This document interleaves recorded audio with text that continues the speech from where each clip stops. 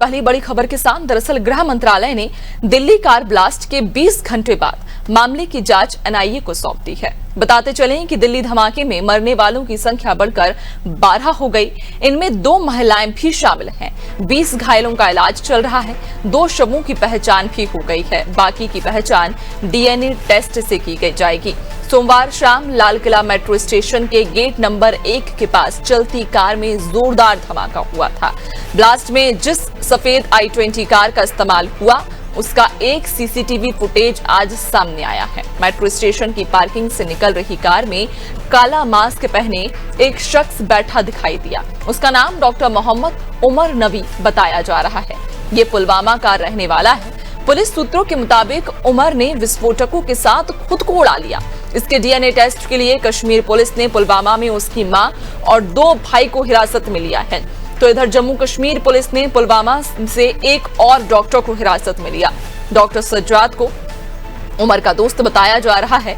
Police को शुरुआती जांच से यह पता चला है कि विस्फोट में अमोनियम नाइट्रेट फ्यूल और डेटोनेटर का इस्तेमाल किया गया। वहीं धमाके के बाद दिल्ली, एनसीआर, हरियाणा, पंजाब, यूपी, बिहार, महाराष्ट्र, मध्य प्रदेश, राजस्थान, उत्तराखंड, गुजरात, छत्तीसगढ़ में हाई अलर्ट जारी किया गया है। तो यूपी के अयोध्या, काशी, मथुरा जैसे संवेदनशील जिलों में पुलिस अलर्ट पर है। छत्तीसगढ़ में भी हाई अलर्ट जारी किया गया। तो इधर मध्य प्रदेश में भोपाल, इंदौर, उज्जैन, ग्वालियर और जबलपुर समेत कई शहरों में विशेष ट्रैकिंग अभियान चलाया गया।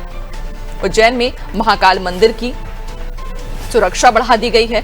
तो वहीं घटना पर पीएम मोदी ने साजिशकर्ताओं को 2 टूक चेतावनी दी। उन्होंने कहा कि दोषी बख्शे नहीं जाएंगे। जल्द ही उन्हें न्याय के कटघरे में खड़ा किया जाएगा। पूरा देश पीड़ितों के साथ है।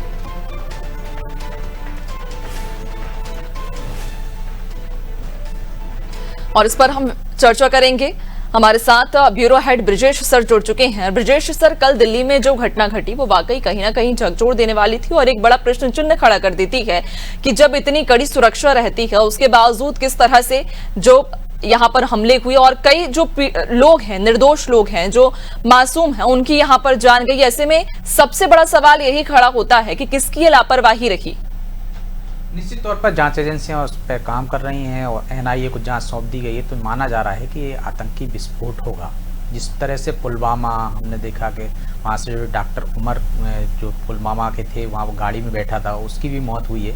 उसकी मां को गिरफ्तार किया गया है, उसके दोस्त को, उसके पिता को डीएनए टेस्ट भी कराया जा रहा है। तो ये पूरे नेटवर्क पर पुलिस काम कर रही है, एनआईए काम कर रही है। जिस तरह से विस्फोट हुआ है उससे निश्चित तौर पर ये और कहीं ले जाकर विस्फोट करने की मंशा रही होगी, क्योंकि जिस तरह से कार में विस्फोट हुआ है, जिस तरह का विस्फोटक सामग्री वहाँ थी, उससे कम कह सकते हैं और ज़्यादा नुकसान हो सकता था। और जो आतंकवादियों की मंशा रहती है कि ज़्यादा से ज़्यादा लोगों की मौतें हों, वैसा कुछ था नहीं। तो ऐसा माना जा रहा है, ऐसी आशंका भी है कि विस्फोटक कहीं और ले जाकर करना था। लेकिन वहाँ पर क्यों हुआ, किन परिस्थितियों में हुआ और क्या उसके पीछे मंशा थी।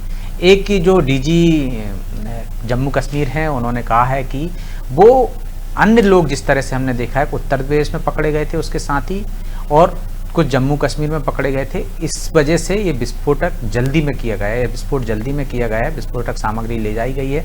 क्योंकि उसमें डॉक्टर उमर की भी तलाश थी, एक तरह से वो संदिग्ध था, ये उसी गैंग का एक सदस्य था, इसलिए उसने आत्मघाती ये कदम उठाया। वो तमाम बिंदु जिस पर जांच कर रही, अलग अलग बिंदुओं पर बाकायदा एनआईए जांच कर रही है।